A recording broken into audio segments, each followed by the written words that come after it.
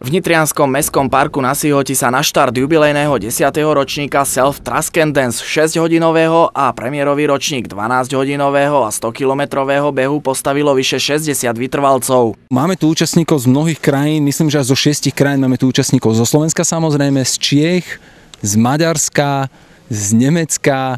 Z Francúzska tu bol jeden účastník na 10-kilometrovom behu. 6-hodinový beh si za roky svojej existencie vybudoval výborné meno pre svoju dokonalú organizáciu a výbornú atmosféru.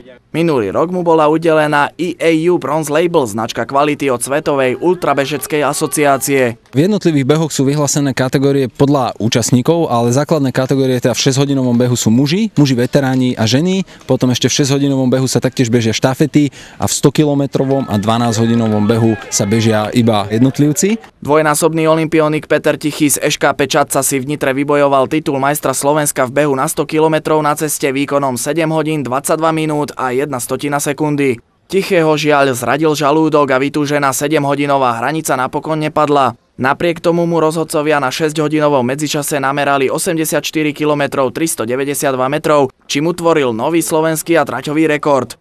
12-hodinový beh vyhral Čech Petr Spáčil výkonom 123 km 581 metrov. V ultramaratóne na 6 hodín si prvenstvo vybojovali maďarský vytrvalec Jánoš Bogar, ktorý v tomto čase zvládol 71 km 144 metrov, a Nemka Ute Postogová výkonom 56 km 381 metrov. Súčasťou podujatia bol aj beh na 10 km, v ktorom mohli najmä rekreační bežci pocítiť atmosféru ultrabežeckého festivalu. Túto trať najrýchlejšie zvládol za 39 minút a 35 sekúnd Jaroslav Baťo.